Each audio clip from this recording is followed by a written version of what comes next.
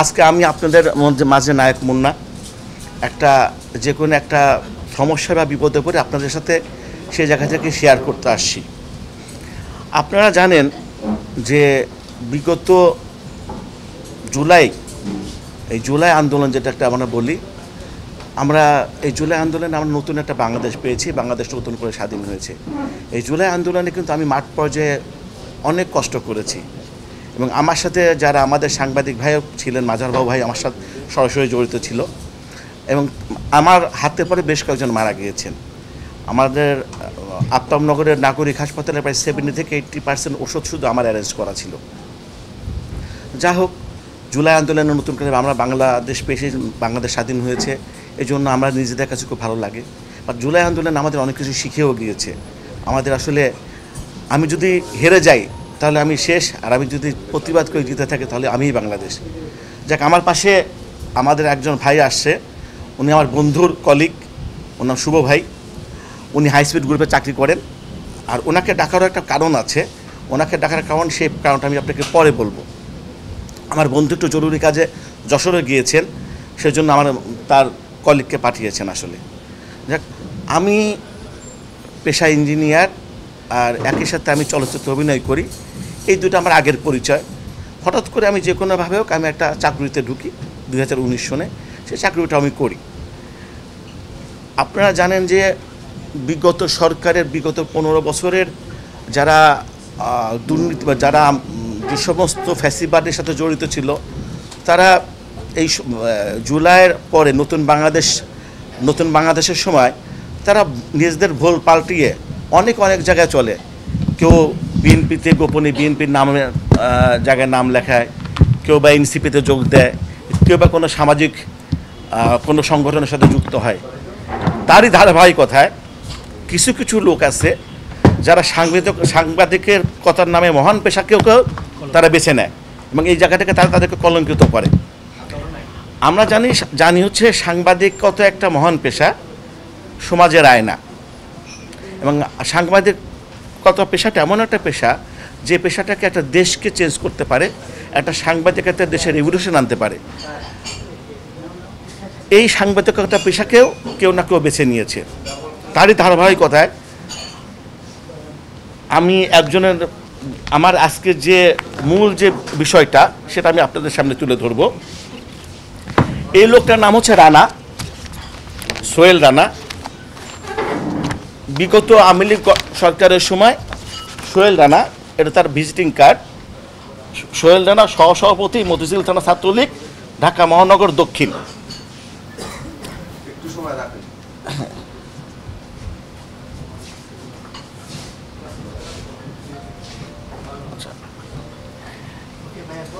আচ্ছা,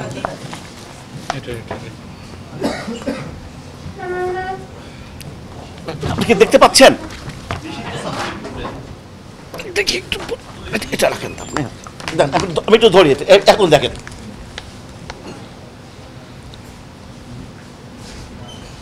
ওকে, সোহেল রানা আপনি হচ্ছে মতিঝিল থানা ছাত্রলীগের আপনি সহসভাপতি। একই সাথে তার আর একটা পরিচয় আছে যেটা আপনার না দিলেই নয়, সে পরিচয়টা আমি আপনাকে একটু জানাচ্ছি।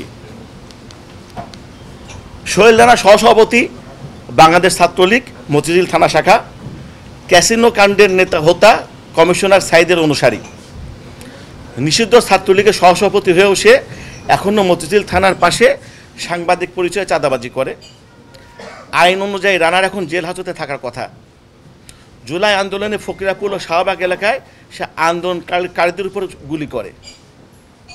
এত কিছুর পরও সে কিন্তু এবং সে ইয়াবা মামলাও গ্রেপ্তার হয়। তার নামে মনে হয় একটা ইয়াবা মামলা, সে কিছুদিন হাজতেও থাকে। আচ্ছা, এখন এই ভদ্রলোক আমার কাছে বেশ কয়েকদিন আগে আমাকে সে হোয়াটসঅ্যাপে নক করে সে বলে যে আমার নামে অনেক অভিযোগ তার কাছে জমা পড়েছে। আমার নামে অনেক দুর্নীতির অভিযোগ তার কাছে জমা পড়েছে। তা আসলে আমি এখানে একটা জিনিস বুঝি নেই যে আমি একটা চাকরি করি, আমার তো বস আছে, আমার আমার অধিদপ্তরের আমার ডিজি মহোদয় আছে, আমাদের এখানে অ্যাডমিন সেকশন আছে, আমার মন্ত্রণালয় আছে। তা আমার নামে যদি কোনো অভিযোগ জমা পড়ে সাধারণত এখানে জমা পড়বে, এখান থেকে জমা পড়ে যদি কোনো বিচার যদি না হয় তারপর তারা অন্য কোনো জায়গায় যেতে পারে। কিন্তু প্রথম অভিযোগ আমার অফিসে জমা না পড়ে এই লোকটার কাছে কেন জমা পড়বে? সে তখন আমাকে বলে আপনার নামে অনেক অনেক অভিযোগ জমা পড়ছে, আপনি এখন বলেন আমি কি করুন, আপনি যদি কি করুন, তার মানে সে আমার কাছে কিছু টাকা দাবি করে। আসলে ওনাদের পর ওনারা যে ধরনের অধ্যত আচরণ করে এবং যেভাবে টাকা চায় তাহলে আমার হিসাব করে দেখা যায় প্রতি মাসে তাদেরকে শুধু 50,000 টাকা আমাকে চাঁদা দিতে হবে। একই সাথে তাদের আর কিছু অন্যায় আবদার তা আমাকে মেনে নিতে হবে। এইটা যখন আমি না মেনে নিই তখন তারা আমার নামে যে সমস্ত পত্রিকার কোনো নাম নেই, আমি আপনাকে দেখাই, আপনার বেশ কয়েকটা পত্রিকার যে নিউজগুলো করছে। আচ্ছা,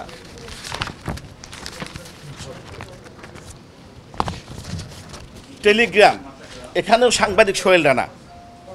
আচ্ছা আচ্ছা শোনেন, টেলিগ্রাম নিউজ, সাংবাদিক সোহেল রানা। আসলে এসব পত্রিকার কোনো লাইসেন্স নেই এবং সরকারের মিডিয়া সেলের অন্তর্ভুক্ত না। আচ্ছা, তারপর আর একটা পত্রিকা যোগাযোগ প্রতিদিন, এটা রিপোর্টারও সোহেল রানা, এটা রিপোর্টারও সোহেল রানা। তাহলে কি একই সাংবাদিক কিন্তু দুইটা পত্রিকার রিপোর্টার।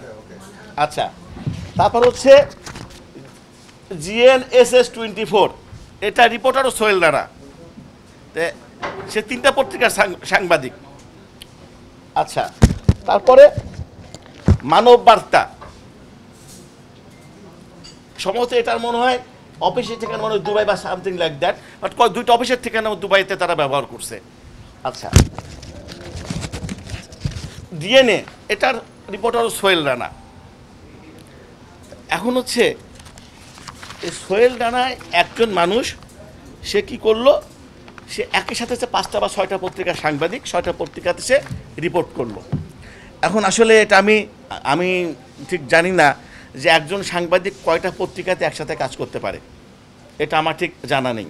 আচ্ছা, এইটা আসলে এইটা করে সে তখন কি করে, আমার অফিসে আমার বিভিন্ন জায়গাতে এই ছবিগুলো পোস্ট করে এবং করার সাথে সাথে সে বলে যে আমি 3 কোটি টাকা দিয়ে সিনেমা প্রডিউস করেছি, আমার এই সম্পদ আছে, ওই সম্পদ আছে, কীভাবে করলাম, আমি সম্পদ কামাই করছি কী করছি, সে আমাকে একটা লিগ্যাল প্রসিডিউরের মাধ্যমে জিজ্ঞেস করতে পারে।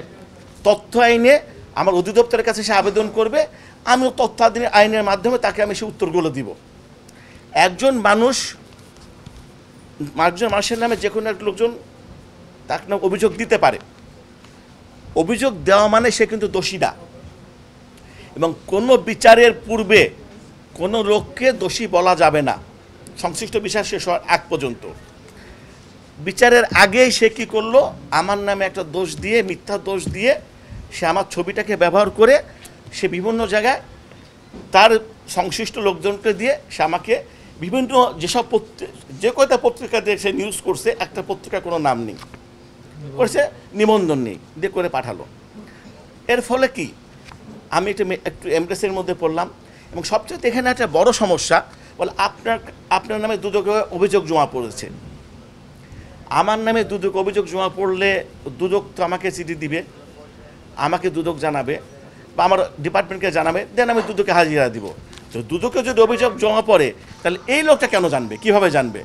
তাহলে এটা কি মানে দুদককে সে কলঙ্কিত করলো না, এবং দুদককে সে হাতের হিসাবে কি ব্যবহার করলো না, সরকারি একটা প্রতিষ্ঠানকে সে কলঙ্কিত করতেছে, সেটাকে সে ব্যবহার করে সে পয়সা হাসিলের সে হাতের হিসেবে সে ব্যবহার করতেছে। এখন হচ্ছে এই ধরনের যারা আওয়ামী লীগের সময় চাঁদাবাজি করছে, তারা এই বর্তমান প্রেক্ষাপটে অনেক এই ধরনের লোক আছে যারা চাঁদাবাজি করতেছে। এই চাঁদাবাজদের এগেনিস্টে আসলে আমার একটা প্রতিবাদ করা দরকার। আমি চলচ্চিত্রে যদি নিজের অন্যায়ের বিরুদ্ধে যদি প্রতিবাদ করতে পারি, আমি তাহলে বাস্তবে কেন করব না? আর জুলাই আন্দোলনের সময় আমি 3বার মারা যেতে বসছিলাম, আমার জাস্ট 1 ইঞ্চি উপর দিয়ে গুলি গেছে, এই ধরনের ঘটনা আমি 3বার হয়েছে। তা আমি তখন মারা যেতে পারতাম। একটা মানুষ কয়বার মারা যায়? আমি কি প্রতিদিনই মারা যাব? আমি যদি তাদের ক্রাইমটাকে যদি আমি অ্যাকসেপ্ট না করি, তাহলে তারা আমার নামে বিভিন্ন এই ধরনের পত্রিকাতে নিউজ করবে, তারপর তারা আমার ডিপার্টমেন্টে দিবে, বিভিন্ন জায়গায় পোস্ট করে তারা আমাকে আমার সম্মানটাকে হানি করবে। এটা আসলে তো মেনে নেওয়াটা খুব কষ্টকর জিনিস। দ্বিতীয়ত হচ্ছে, এই লোকগুলা তো আপনার এই যে রানা বা এই ধরনের যে লোকজন যারা আছে, এদের একটা গ্রুপ আছে, তার গ্রুপের মধ্যে আছে আপনার এদের মধ্যে একটা সাংবাদিকদের মধ্যে বেশ একটা গ্রুপ, তার একটা সিন্ডিকেট। এই সিন্ডিকেটের মধ্যে রোস্তম মল্লিক হচ্ছে তাদের নেতা। সে রানাকে পাঠায় দেয়। সে দেখে আমার বাসার সামনে পাঠাইছে, আমার বাসার সামনে সে গিয়েছে। এই দেখেন আমার বাসার সামনে যে কি জন্য বলে তারা বেশ কয়েকজন লোক যে আমার বাসার সামনে যায়, তারা করছে, ঘোরাফেরা করছে, এবং গতকালকে তারা আমার কেয়ারটেকারকে পর্যন্ত মারছে। বুঝতে পারছেন? গতকালকে আমার কেয়ারটেকারকে পর্যন্ত মারছে। আচ্ছা, কেন মারছে আমি সেটাও আমি আপনাকে বলি। আমাদের পরীক্ষা ক্ষেত্রে আমাদের ডিপার্টমেন্টের একটা দুর্নীতি একটা জায়গা ছিল, যে জায়গাটা একটা সিন্ডিকেট দুর্নীতি করতো। দুর্নীতিতে এমন ছিল, রোস্তম মল্লিক, রানা, এই জাতীয় একটা সিন্ডিকেট ছিল। তারা আমাদের কাছে রোল পাঠাতো, আমরা যদি তাদেরকে পাস না করাইতাম, তারা আমাদের নামে নিউজ করবে এবং আমাদের নামে তারা দুদক বা যে কোনো জায়গায় একটা অভিযোগ দায়ের করবে। এর ফলশ্রুতিতে আমাদের অনেক কলিগ ভয়ে বা ভীত থাকতো, বা তারা অনেক সময় তাদের অন্যের সাথে তারা হয়তো আঘাত করছে বা কী করে সেটা আমি বলতে পারবো না। বাট এটা আমি কি এখানে অবজেকশন দিই। পরবর্তীতে যৌথ বাহিনীর মাধ্যমে তাদেরকে অ্যারেস্ট করা হয় এবং এই সিন্ডিকেটটাকে ভেঙে দেওয়া হয়। আসলে এই সিন্ডিকেটটা ভেঙে যাওয়ার পরে দুর্নীতির এই জায়গাটা বন্ধ হয়। এই দুর্নীতির জায়গাটা বন্ধ হওয়ার জন্য তারা আমার প্রতি তাদের একটা আক্রোশ, এবং একই সাথে দুর্নীতির জায়গাটা বন্ধ হওয়ার জন্য একটা আক্রোশ। এবং জুলাই আন্দোলনে আমি যেহেতু ফ্যাসিস্ট সরকারের বিপক্ষে ছিলাম, এখানে একটা আক্রোশ। এই জন্য তারা আমাকে খুব সহজ টার্গেট করে। এই সহজ টার্গেটে তারা আমাকে এইভাবে আঘাত করে। আমি তার প্রতিকার চেয়ে আমি প্রথমে থানাতে একটা জিডি করি। এটা আমার থানার জিডির কপি। আমি প্রথমে আমার আইনে একটা জিডি করি। আচ্ছা, জিডি করার পরে যেহেতু আমি একজন চাকুরিজীবী, আমার চাকুরির পরিবেশটা খুব ঠিক থাকাটা খুব জরুরি। আমি যদি অন্যায় করি, আমার ডিপার্টমেন্ট আমাকে শাস্তি দিবে, আমার সরকার আমাকে শাস্তি দিবে, বা যে কোনো আমার নামে যে অভিযোগ, সে অভিযোগের জন্য আমি শাস্তি পাবো। কিন্তু আমার তো অভিযোগ প্রমাণের আগেই তো আমাকে তো কেউ অভিযোগ তো বলতে পারে না। আমার তো একটা কর্মপরিবেশ দরকার। সেই কর্মপরিবেশের জন্য আমি মাননীয় আমার ডিজি মহোদয়ের মাধ্যমে আমি সচিব মহোদয়ের কাছে আবেদন করি যে আমার কাজের পরিবেশ দরকার। সেই জন্য আমি আমার সচিব মহোদয়ের কাছে আবেদন করি, আমার ডিজি মহোদয়ের মাধ্যমে সচিব মহোদয়ের কাছে আবেদন করি যে আমার সুষ্ঠুভাবে কাজের পরিবেশ ইনশিওর করা লাগবে। কারণ আমি চাকরি করতে বসবো, কাজ করতে বসবো, নাগরিক সেবা দিতে বসবো, কিন্তু আমাকে হয়রানি হতে হবে। এই পরিবেশটা আমি ইনশিওরের জন্য মাননীয় ডিজি মহোদয়ের মাধ্যমে সচিব মহোদয়ের কাছে আবেদন করি। একই সাথে যেহেতু এরা হচ্ছে আমাদেরকে দুর্নীতির জন্য প্রেশার দেয়, আমাকে বুঝায় দেন এই গ্রুপ 10 থেকে 12 রোস্তম মল্লিক, রানা, এদের যে গ্রুপ প্রতিদিন ইশা খাওয়া বা যে কোনো একটা 5 স্টার বারে বসে যে মদ খায়, এ টাকা তারা কোত্থেকে পায়? তাদের আর্নিং সোর্সটা কোথায়? তাদের এই আর্নিং সোর্সটা কোথায় যে তারা প্রতিদিন বিভিন্ন এক দিন 5 স্টার হোটেলে বসে মদ খাবে? সো আমি তাদের এই সম্পদ তারা, সেজন্য তাদের নামে আমি একটা দুর্নীতি দমন কমিশনে আমার দুদকের মাননীয় চেয়ারম্যান বরাবর আমি একটা আবেদন করি। যেহেতু তারা কথায় কথায় আমাদেরকে এই হেনস্থা করে, সেই জন্য আমি তাদের বিরুদ্ধে মাননীয় দুর্নীতি দমন কমিশনের কাছে আমি একটা আবেদন করি। এবং একই সাথে এইসব পত্রিকার এগেনিস্টে আমি মহামান্য আদালতে মামলা করার জন্য যাই, এবং মাননীয় বিচারক মহোদয় না থাকার কারণে মামলাটা আমরা একটু নথিভুক্ত করে আসি। আমাদের সম্ভবত সামনের রবিবার আমাদের ডেট পড়বে শুনানির জন্য।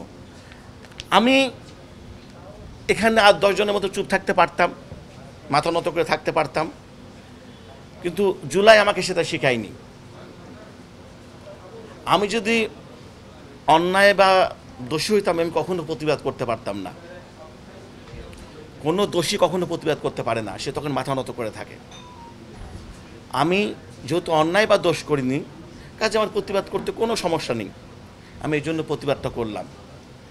আর আমি আশা করব যে আমার এই প্রতিবাদটা আমাদের যারা মিডিয়ার, আমাদের যারা সিনে মিডিয়া যে সাংবাদিক ভাই বোনেরা আছেন, তারা সেটা আপনার জনগণের কাছে সেটা প্রকাশ করে দিবেন। এখন আমি একটা জিনিস বলি, আমার নামে একটা অভিযোগ দেওয়া হয়েছে যে আমি 3 কোটি টাকা দিয়ে ভাগ্য সিনেমা প্রডিউস করছি। 3 কোটি টাকা দিয়ে ভাগ্য সিনেমা প্রডিউস করা হয়নি। ভাগ্য সিনেমা প্রডিউস করছে high speed group, high speed গ্রুপের প্রতিনিধি। আসলে আমি সিনেমা পাগল মানুষ। যখন ওনাদের আমাদের এক বন্ধু ছিল, আমার বন্ধু জয়, তার সাথে সিনেমা নিয়ে গল্প করতাম। এই গল্প করতে করতে সে তখন তাদের হাই স্পিডের চেয়ারম্যান মহোদয়ের কাছে গল্পটা শেয়ার করে, সে গল্পটা শুনে খুব পছন্দ করে। তখন সে বলেছে ঠিক আছে, আমরা ওনাকে কোনো টাকা দেবো না, ওনার সাথে এগ্রিমেন্ট হবে, আমরা প্রতিদিনের শুটিংয়ের কস্ট প্রতিদিন তারা দিয়ে যাবে। যারা আমাদের যে সহকারী পরিচালক ছিল নিরঞ্জন বিশ্বাস, প্রতিদিনের শুটিং কস্ট ওরা দিয়ে যাবে, উনি হিসাব করবে আমাদের কাছে সিনেমা বানানো। তো উনি প্রতিদিনের শুটিং কস্ট উনিই নিয়ে আসতো, উনি শুটিং কস্ট উনিই দিত, এবং আমাদের শুটিংটা সেভাবে আমাদের শেষ হয়। কিন্তু আমাকে যেটা বলে মিডিয়া ট্রায়াল, মানে দোষী করার আগেই দোষী সাব্যস্ত করা, আমাকে বললো আমি 3 কোটি টাকাতে ভাগ্য সিনেমা প্রডিউস করছি। 3 কোটি টাকাতে ভাগ্য সিনেমা প্রডিউস করছি, 3 কোটি টাকা হিসাবে কোনো জায়গাকে দিয়েছি যে আমি 3 কোটি টাকা দেয়। আমি কেউ কখনো বলছি আমি প্রডিউসার? কখনো বলা হয় না আমি প্রডিউসার। এটা লেখা আছে, স্পষ্ট লেখা আছে হাই স্পিড গ্রুপ প্রযোজিত। আমাদের প্রতিষ্ঠানটা হচ্ছে ব্যবসায়িক প্রতিষ্ঠান। আপনি কেন বলেন? ওনারা বেসিক্যালি করছে সিনেমা থেকে ভালোবাসা, প্রফিট নেওয়ার জন্য। আমরা আর আমাদের সব পরিচিত কাছের মানুষ, উনি সামনে মানে আরও কিছু ব্যবসায়িক লাভবান হওয়ার জন্য আমরা এটাতে একটা ইনভেস্ট করি। যে না, উনি আসলে বাংলা চলচ্চিত্রকে ভালোবাসে। আমরা এনাদের তো আসলে অনেক বড় কোম্পানি, এই ধরনের অনেক বড় বড় কোম্পানি কিন্তু মিডিয়াতে ইনভেস্ট করে না। তা আমি ওনাকে বোঝালাম যে আপনারা যদি মিডিয়াতে আসেন, আমাদের চলচ্চিত্র জগৎটা রাইজ করবে। চলচ্চিত্র জগৎটা যদি রাইজ করে, এটা আমাদের দেশকে পেট্রোনাইজ করা। আমরা ইন্ডিয়ার সাথে ফাইট করতে পারবো বা বিদেশি চলচ্চিত্রের সাথে ফাইট করতে পারবো। কারণ এই ধরনের বড় বড় যদি 8-10টা কোম্পানি যদি বাংলাদেশে যদি ইনভেস্ট করে, তাহলে আমাদের দেশের চলচ্চিত্র অঙ্গনের জন্য ভালো। শুধু সেই জায়গা থেকে তাদেরকে আমরা অনুপ্রেরণা দিয়ে আসলে আমাদের এখানে নিয়ে আসা, সেই জায়গা থেকে তারা আমাদেরকে সিনেমাতে ইনভেস্ট করে। এটাও আমাকে মিডিয়া ট্রায়াল দিয়ে দোষ দেওয়া হয়। যাক, আসলে সবশেষে একটা কথাই বলতে হয়, প্রতিদিন মারা যাওয়ার থেকে একদিনে মারা যাওয়া ভালো। আর কখনো অন্যের সাথে আসলে মাথা নত করা ঠিক না। তাই আমি আসলে অন্যের সাথে মাথা নত করতে চাইনি, ইনশাল্লাহ মাথা নত করবো না। আপনারা যারা মিডিয়ার ভাই বাদার যারা ছিলেন, সবসময় পাশে থাকবেন, এই আশাটা করি। এবং আমি আশা করবো সবসময় আমরা যেন আপনার জন্য এভাবে পাশে পাই। ধন্যবাদ সবাইকে ধন্যবাদ। আসসালামু আলাইকুম।